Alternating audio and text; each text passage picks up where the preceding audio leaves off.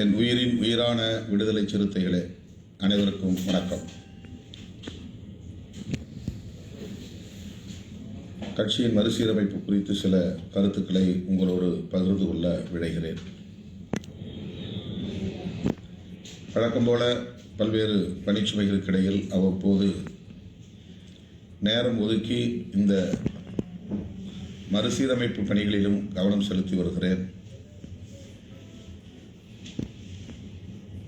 கடந்த 4 நாட்களாக நான்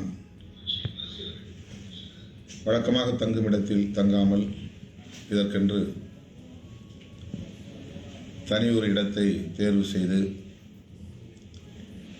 தங்கி பணி செய்ய முயற்சித்தேன். ஆனாலும் முடியவில்லை. இருக்கும் இடம் தேடி தோழர்கள் வழக்கம்போல் இடத்தையும் நேரத்தையும் ஆக்கிரமித்துக் கொள்கிற நிலைதான் நீடிக்கிறது. மேலும் தம்பி பாவரசு அவர்கள் திடீரென காலமாகிவிட்டார். அதனையொட்டி மதுரைக்கு செல்ல நேர்ந்தது. அடுத்து பொது உடைமை இயக்கத்தின் மூத்த தலைவர், முதுபெரும் தலைவர் ஐயா நல்லக்கண்ணு அவர்கள் காலமாக நேர்ந்தது. அதனையொட்டி 2 நாட்கள் செலவிட நேர்ந்தது. ஆகவே இந்த மறுசீரமைப்பு பணிகளில், குறிப்பாக மாவட்ட நிர்வாகத்தை அறிவிக்கும் பணிகளில் போதிய அளவுக்கு கவனம் செலுத்த இயலவில்லை அல்லது தீவிரம் காட்ட இயலவில்லை.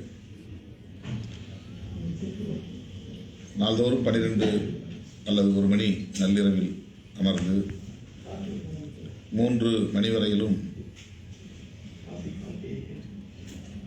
நம்முடைய விண்ணப்பங்களை எல்லாம் சீராய்வு செய்து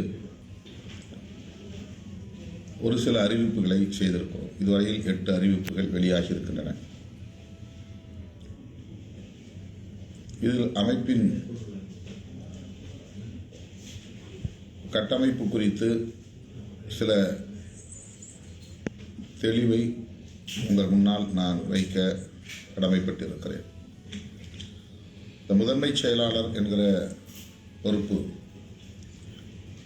நேற்று அறிவிக்கப்பட்டது. அது திருத்தம் செய்யப்பட உள்ளது. தோழர்கள் அதனை புரிந்து கொண்டு அதற்கு ஒத்துழைப்பு நல்க வேண்டும்.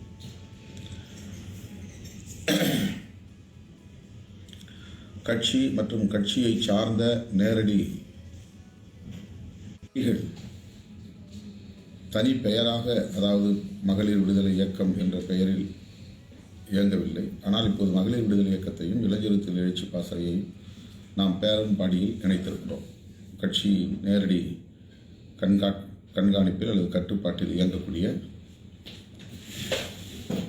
அமைப்புகளாக நாம் இணைத்திருக்கிறோம். அதனால்தான் மாவட்ட நிர்வாகத்தில் மாவட்ட செயலாளர், மகளிர் விடுதலை இயக்கத்தின் மாவட்ட செயலாளர், இளைஞர் எழுச்சி பாசறையின் மாவட்ட செயலாளர் இவர்கள் நேரடியாக மாவட்ட நிர்வாக குழுவில் இடம்பெறுகிறார்கள். மாவட்ட பொருளாளர், மாவட்ட செய்தி தொடர்பாளர், மாவட்ட துணை செயலாளர்கள், நிர்வாக குழு உறுப்பினர்கள், செயற்குழு உறுப்பினர்கள் இவர்கள் எல்லாம் மாவட்ட நிர்வாகத்தில் இடம்பெறுகிறார்கள். இளைஞர் எழுச்சி பாசறை மாவட்ட துணை செயலாளர்கள் செயற்குழுவில் இடம்பெறுவார்கள். மகளிர் விடுதலை இயக்கத்தின் மாவட்ட துணை செயலாளர்கள் மாவட்ட செயற்குழுவில் இடம்பெறுவார்கள். மாவட்ட செயற்குழு உறுப்பினர்களும் மாவட்ட செயற்குழுவில் இடம்பெறுவார்கள். அவர்கள் நிர்வாக குழுவில் இடம்பெற மாட்டார்கள். நிர்வாக குழு உறுப்பினர்களுக்கும் மாவட்ட செயற்குழு உறுப்பினர்களுக்கும் இதுதான் வேறுபாடு. மாவட்ட செயற்குழு வேறு, மாவட்ட நிர்வாக குழு வேறு. மாவட்ட நிர்வாக குழு இப்போது நாம் அறிவித்திருக்கிற இந்த 17 பேரும் அல்லது 15 பேர், இதில் இடம்பெறுகிற நிர்வாக குழு உறுப்பினர்களும் மாவட்ட துணை செயலாளர்களும் ஒரே ரேங்க் அல்லது ஒரே தகுதி. மாவட்ட செயலாளர்களும் அதே தகுதியுடையவர்கள் தான். ஆகவே தான் அவர்கள் 15 பேரையும் நாம் மாவட்ட நிர்வாக குழு இடம்பெற செய்கிறோம். இதில் மாவட்ட துணை செயலாளர்களும் மாவட்ட நிர்வாக குழு இடம்பெறுவார்கள். கட்சியின் மாவட்ட துணை செயலாளர்கள். ஆனால் மகளிர் விடுதலை இயக்கத்தின் மாவட்ட துணைச் செயலாளர்கள் மாவட்ட செயற்குழுவில் இடம்பெறுவார்கள். இளைஞரத்தில் எழுச்சி பாசறையின் மாவட்ட துணைச் செயலாளர்கள் மாவட்ட செயற்குழுவில் இடம்பெறுவார்கள். மற்ற பொறுப்பாளர்கள், அதாவது மற்ற துணைநிலை அமைப்புகளுக்கான பொறுப்பாளர்கள் தனித்தனி அந்தந்த துறைகளை அமைக்கும் மாவட்ட நிர்வாகம், மாவட்ட செயற்குழு தனி, அவர்கள் தனித்து நிர்வாகக் குழுவை கூட்ட முடியும், செயற்குழுவை கூட்ட முடியும். இது ஒரு முக்கியமான தகவல். இதை நான் தேர்தல் முடிந்த பிறகு உங்களுக்கு விரிவாக விளக்குவேன். கட்டமைப்பு ரீதியான பணிகள் என்ன, அதிகாரங்கள் என்ன, உரிமைகள் என்ன என்பதை நான் நேரில் உங்களோடு உரையாடும் போது அந்த வகுப்பிலே, பயிற்சி வகுப்பில் விளக்குவேன். இப்போது மகளிர் விடுதலை இயக்கம், இளைஞரத்தில் எழுச்சி பாசறை, முற்போக்கு மாணவர் கழகம், தொழிலாளர் விடுதலை முன்னணி, விவசாயிகள் பாதுகாப்பு இயக்கம், அதாவது விவசாய தொழிலாளர் இயக்கம், இதில் தொழிலாளர் விடுதலை முன்னணியும் கூட அமைப்பு சாரா, அமைப்பு சார் என்று 2 அணிகளை நாம் உருவாக்கியிருக்கிறோம். இந்த 2 அணிகளுக்கும் சேர்த்து ஒரு முதன்மைச் செயலாளர். விவசாயிகள் பாதுகாப்பு இயக்கம், விவசாய தொழிலாளர்கள் விடுதலை இயக்கம், இந்த 2 அமைப்புகளுக்கும் சேர்த்து ஒரு முதன்மைச் செயலாளர்.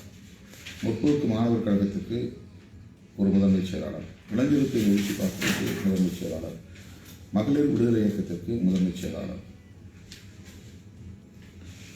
தொண்டரணி, வணிகரணி, சமத்துவ வழக்கறிஞர்கள் சங்கம், இஸ்லாமிய ஜனநாயக பேரவை, கிறிஸ்தவ சமூக நீதி பேரவை, ஊடக மையம், இந்த அமைப்புகளுக்கு முதன்மைச் செயலாளர் உண்டு.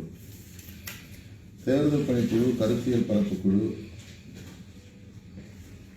ஒழுங்கு நடவடிக்கை குழு, அரசியல் தலைமை குழு, சொத்து பாதுகாப்பு குழு,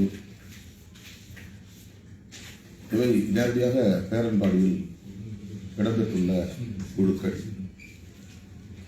இதில் கருத்தியல் பரப்பு குழு, தேர்தல் பணிக்குழு ஆகியவற்றுக்கு முதன்மைச் செயலாளர்கள் உண்டு. ஒழுங்கு நடவடிக்கை குழு, அரசியல் தலைமை குழு, சொத்து பாதுகாப்பு குழுவுக்கு கட்டமைப்பு இன்னும் நாம் முடிவெடுக்கவில்லை. அது குறித்து கலந்தாய்வு செய்து அதன் பின்னர் அதனுடைய தலைமை பொறுப்பு, மாநில அளவிலான கட்டமைப்பு என்ன, மாவட்ட அளவிலான கட்டமைப்பு என்ன என்பது குறித்து அறிவிக்கப்படும். தற்போதைக்கு தேர்தல் பணிக்குழு, கருத்தியல் பரப்பு குழு ஆகிய 2க்கும் முதன்மைச் செயலாளர் உண்டு. ஊடக மையத்திற்கு முதன்மைச் செயலாளர் உண்டு. கிறிஸ்தவ சமூக நீதி பேரவை, இஸ்லாமிய ஜனநாயக பேரவை, வழக்கறிஞர் அணி அல்லது சமத்துவ வழக்கறிஞர்கள் சங்கம், வணிகர் அணி, தொண்டர் அணி, விவசாயிகளுடைய சங்கம், தொழிலாளர்களுடைய சங்கம், மாணவர்களுடைய கழகம், இளைஞரத்தில் அமைப்பு, மகளிர் விடுதலை இயக்கம், இந்த அமைப்புகளுக்கு மட்டும்தான் முதன்மைச் செயலாளர்கள். ஓவியர் அணி, பழங்குடியினர் விடுதலை இயக்கம், விடுதலை கலை இலக்கிய பேரவை, விளையாட்டுத் திறன் மேம்பாட்டுக் குழு, இதற்கு தலைமை பொறுப்பு முதன்மைச் செயலாளர் என்று இல்லாமல் அதற்கு வேறு என்ன பொறுப்பை அறிவிப்பது என்று 2 நாளில் நான் உங்களுக்கு அறிவிப்பேன். அது குறித்து நான் கொஞ்சம் கலந்தாய்வு செய்ய வேண்டியிருக்கிறது. ஆகவே இப்போது அறிவிக்கப்பட்டிருக்கிற ஓவியர் அணி, பழங்குடியினர் விடுதலை இயக்கம், விடுதலை கலை இலக்கிய பேரவை, விளையாட்டுத் திறன் மேம்பாட்டு மையம், இவற்றுக்கு முதன்மைச் செயலாளர் பொறுப்பு இல்லை என்பதை மட்டும் உறுதிப்படுத்துகிறேன். தவறுதலாக இடம்பெற்றுவிட்டது. தோழர்கள் அதை பொறுத்துக்கொள்ள வேண்டும். இந்த மாற்றம் செய்து மீண்டும் அந்த பட்டியல் அறிவிக்கப்படும் என்பதை தெரிவித்துக் கொள்கிறேன். வெகுமக்களோடு விரிவான கட்டமைப்பை கொண்டுள்ள அமைப்புகளுக்கும் கட்சியின் நேரடி கண்காணிப்பில் காத்திரமான பொறுப்புகளை வகிக்கிற பணிக்குழுக்கள், தேர்தல் பணிக்குழு, கருத்தியல் பரப்பு குழு போன்ற அமைப்புகளுக்கும் முதன்மைச் செயலாளர்கள் உண்டு. அவர்களுக்கு கீழே மாநில செயலாளர்கள் உண்டு. அதிலே மாநில ஒருங்கிணைப்பாளரும் சில அமைப்புகளுக்கு நாம் நியமனம் செய்ய இருக்கிறோம். குறிப்பாக முதன்மைச் செயலாளர் உள்ள பொறுப்புள்ள அமைப்புகளுக்கு மாநில செயலாளர்கள், அவர்களுக்கு மேலே மாநில ஒருங்கிணைப்பாளர், அதன் பிறகு மாநில செயலாளர்கள். மாநில ஒருங்கிணைப்பாளர் ஒரே ஒரு பொறுப்பு தான். மாநில செயலாளர்கள் 3 நாடாளுமன்ற தொகுதிகளுக்கு ஒருவர் என்று நாம் வரையறை செய்திருக்கிறோம். அந்த 3 நாடாளுமன்றங்கள் எவை என்பதை இப்போது நான் படிக்கிறேன். வட சென்னை, மைய சென்னை, தென் சென்னை இதற்கு ஒரு மாநில செயலாளர். இந்த மூணும் ஒரே மண்டலம், அதாவது ஒரு ஜோன். திருவள்ளூர், ஸ்ரீபெரும்புதூர், காஞ்சிபுரம் இது மூணுக்கும் சேர்த்து ஒரு மாநில செயலாளர். அரக்கோணம், வேலூர், ஆரணி இந்த 3 நாடாளுமன்ற தொகுதிகளுக்கும் ஒரே மாநில செயலாளர். திருவண்ணாமலை, தருமபுரி, கிருஷ்ணகிரி இந்த 3ஐயும் ஒரு மாநில செயலாளருக்கு நாம் ஒதுக்கியிருக்கிறோம். விழுப்புரம், கடலூர், கள்ளக்குறிச்சி, பெரம்பலூர், சிதம்பரம், மயிலாடுதுறை, சேலம், நாமக்கல், ஈரோடு, கோவை, திருப்பூர், நீலகிரி, கரூர், திண்டுக்கல், பொள்ளாச்சி, திருச்சி, தஞ்சை, நாகை, தேனி, மதுரை, சிவகங்கை, ராமநாதபுரம், விருதுநகர், தூத்துக்குடி, தென்காசி, திருநெல்வேலி, கன்னியாகுமரி இப்படி 39 நாடாளுமன்ற தொகுதிகளையும் 3 நாம் பிரிப்பதில் 13 மாநில செயலாளர்களை நாம் நியமனம் செய்கிறோம். இந்த ஒவ்வொரு நாடாளுமன்ற தொகுதிக்கும் ஒரு மாநில துணைச் செயலாளர், 39 மாநில துணைச் செயலாளர்கள் நியமனம் செய்கிறோம். இதுதான் இந்த துணைநிலை அமைப்புகளுக்கு எல்லாத்துக்கும் முதன்மை செயலாளர் உள்ள எல்லா அமைப்புகளுக்கும் இந்த கட்டமைப்பில் தான் நாம் மாநில செயலாளர்களையும் மாநில துணை செயலாளர்களையும் நியமனம் செய்ய இருக்கிறோம். மாநில செயலாளருக்கு அடுத்து முதன்மை செயலாளருக்கு அடுத்து மாநில ஒருங்கிணைப்பாளர், மாநில நிதிச் செயலாளர் மற்றும் மாநில ஒருங்கிணைப்பாளர் ஆகிய பொறுப்புகளையும் சிங்கிள் போஸ்ட் என்ற அடிப்படையில் நியமனம் செய்ய இருக்கிறோம். இப்போது அறிவித்துள்ள இந்த அறிவிப்பு ஓவியர் அணிக்கான முதன்மை செயலாளர், பழங்குடியினர் இதெல்லாம் விரிவான வெகுமக்களோடு நெருங்கிய கட்டமைப்பு கொண்ட அமைப்புகள் இல்லை. ஆகவே இதற்கு முதன்மை செயலாளர்கள் தேவைப்படாது என்று ஏற்கனவே நாம் வரையறை செய்திருந்தோம். அறிவிப்பு அது தவறாக இடம்பெற்றிருக்கிறது. அதுபோல் சில மையங்கள் இருக்கின்றன, ஆவண மையம் இருக்கிறது, அந்த மாதிரி சில மையங்கள் உள்ளன. அவற்றுக்கெல்லாம் நாம் முதன்மை செயலாளர் என்கிற அளவுக்கு விரிவான ஒரு கட்டமைப்பை நாம் உருவாக்க தேவையில்லை.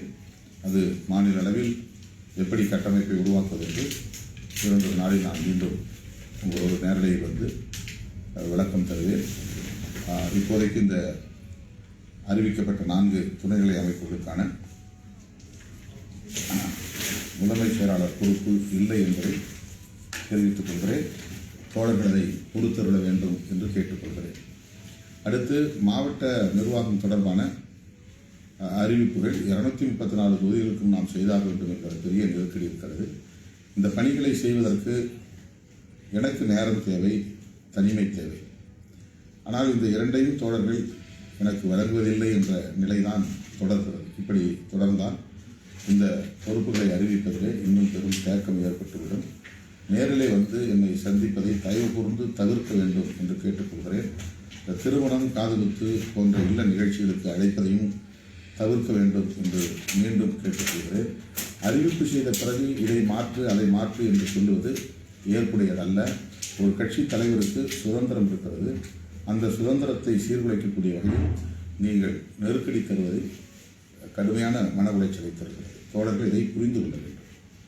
ஒரு 1-2 மாவட்டங்களில் மட்டும்தான் இது நிகழ்கிறது. தமிழ்நாட்டில் கிட்டத்தட்ட 234 சட்டமன்ற தொகுதிகளில் ஒரு 4-5 சட்டமன்ற தொகுதிகளில் மட்டும்தான், குறிப்பாக வட மாவட்டங்களில் திரும்ப தோழர்கள் ஒரு நெருக்கடியை தருகிற சூழல் அறிவித்திருக்கிறது. இந்த பதவி என்பது நிலையான பதவி அல்ல, ஒரு 3 ஆண்டு கால பதவிதான். ஆகவே அடுத்தடுத்து மறுசீரமைப்பின் போது உரிய இடங்களை பெறுவதற்கு வாய்ப்பு இருக்கிறது என்கிற நம்பிக்கையோடு தோழர்கள் முழுமையான ஒத்துழைப்பை நல்க வேண்டும் என்று கேட்டுக்கொள்கிறேன். இப்போது அவசரமாக நான் விமானம் பிடித்து தென் மாவட்ட சுற்றுப்பயணத்திற்கு செல்ல வேண்டிய நெருக்கடியில் இருக்கிறேன். எனவே தோழர்களுக்கு என்னுடைய வாழ்த்துக்களை, புதிதாக குறிப்பிட்டுள்ள தோழர்களுக்கு என்னுடைய வாழ்த்துக்களை தெரிவித்துக் கொள்கிறேன். மாவட்ட நிர்வாகம், மண்டல செயலாளர்கள், மாநில செயலாளர்கள் கலந்து பேச வேண்டும். இப்போ இளைஞருக்கு எழுச்சி பாசறையுடைய பொறுப்பாளர்களை மாவட்ட அளவில் நியமனம் செய்ய வேண்டும் என்றால் இளைஞர்களுக்கான மாநில செயலாளர்களோடு கட்டாயமாக நீங்கள் கலந்தாய்வு செய்ய வேண்டும். எல்லோரும் சேர்ந்து ஒருமித்த முடிவுக்கு நீங்கள் வர வேண்டும். என்கிட்ட நீங்கள் தனித்தனியாக பட்டியல் கொடுத்து இதை எதையாவது ஒன்று போடுன்னு சொல்லி எடுத்துக் கொள்வதில் எந்த அர்த்தமும் கிடையாது. உங்களுக்கு இடையில் ஒரு இன்ட்ராக்ஷன் நடக்கணும், நீங்கள் கலந்தாய்வு செய்யணும், ஒருத்தருக்கு ஒருத்தர் அனுசரித்து போகணும். அப்படிங்கிறதுக்கு தான் இந்த வாய்ப்புகளை நம்ம உருவாக்கி தர்றோம். ஆகவே இளைஞர்கள் பொறுப்பு நியமனம் செய்கிறது அதற்கென்று நியமிக்கப்பட்ட மாநில செயலாளர்களோடும் நீங்கள் கலந்தாய்வு செய்ய வேண்டும். மண்டல செயலாளர்களுக்கும் மாவட்ட செயலாளர்களுக்கும் இதை பொறுப்பு இருக்கிறது என்று நான் சொன்னாலும் கூட அவர்கள் தனித்து மாநில செயலாளர்களை கலந்து பேசாமல் முடிவெடுக்கக்கூடாது. ஆக 3 பேரும் ஒரு இடத்திலே நீங்கள் சந்திக்க வேண்டும்.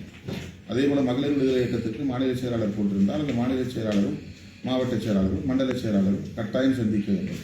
இதற்கெல்லாம் ஒரு மாவட்ட செயற்குழு கூட்டி முடிவெடுக்க வேண்டும் என்று தேவையில்லை. இந்த 3 பேர் கூடினாலே போதும். அந்தந்த மண்டலத்தில் எந்த சட்டமன்ற தொகுதிக்கு நீங்கள் பேசுகிறீர்களோ அந்த சட்டமன்ற தொகுதிக்கு உட்பட்ட மண்டல துணை செயலாளரையும் நீங்கள் கலந்து பேச வேண்டும். ஒருவரோடு ஒருவர் கலந்து பேச வேண்டும் என்பதுதான் அரசியலில் முக்கியமான ஒரு களம். அப்படி கலந்து பேசாமல் தனித்தனியே பட்டியலை தயாரித்து அதை கட்சி தலைவர் பார்த்துக் கொள்வார் என்று ஒரு அழுத்தம் கொடுப்பது கட்சிக்கு உகந்ததல்ல. கட்சியின் நலன்கள் பாதிக்கப்படும். உங்களுக்கிடையே பேச்சுவார்த்தை நடக்க வேண்டும். உங்களுக்கிடையே ஒருவருக்கு ஒருவர் விட்டுக் கொடுத்து அனுசரித்து போகிற அந்த சகோதரத்துவம் வளர வேண்டும். அந்த எதிர்பார்ப்போடு தான் இந்த நியமனங்களை எல்லாம் நாம் செய்கிறோம். எனவே ஒரு துணைநிலை அமைப்பில், அதாவது நேரடியாக கட்சி என்று சொன்னால் மண்டல செயலாளர் மாவட்ட செயலாளர் முடிவு பண்ணிடலாம். துணைநிலை அமைப்பு தொடர்பாக எந்த முடிவு எடுத்தாலும் அந்த துணைநிலை அமைப்புக்கான மாநில செயலாளர்கள் மாநில துணை செயலாளர்கள் அவர்களோடு கலந்தாய்வு செய்வது அவசியமானது. இதெல்லாம் இம்ப்ளைடு, இது சொல்லித்தான் தெரிய வேண்டும் என்று இல்லை. மண்டல செயலாளர் மாவட்ட செயலாளர் என்பது நேரடியான பேரண்ட் பாடி. அவங்க கட்சிக்கான பொறுப்பாளர்கள். துணைநிலை அமைப்புகளை பொறுத்தவரையில் நீங்கள் பொறுப்பாளர்களை நியமனம் செய்கிற போது மாவட்ட பொறுப்பாளராக இருந்தாலும் ஒன்றிய நகர பேரூர் பொறுப்பாளராக இருந்தாலும் நியமனம் செய்யப்பட்டிருக்கிற துணைநிலை அமைப்புகளில் மாநில பொறுப்பாளர்களோடு கட்டாயம் கலந்து பேச வேண்டும். இது மிக மிக அவசியமானது என்பதை தெரிவித்துக் கொள்கிறேன். மீண்டும் சந்திப்போம். நன்றி, வணக்கம்.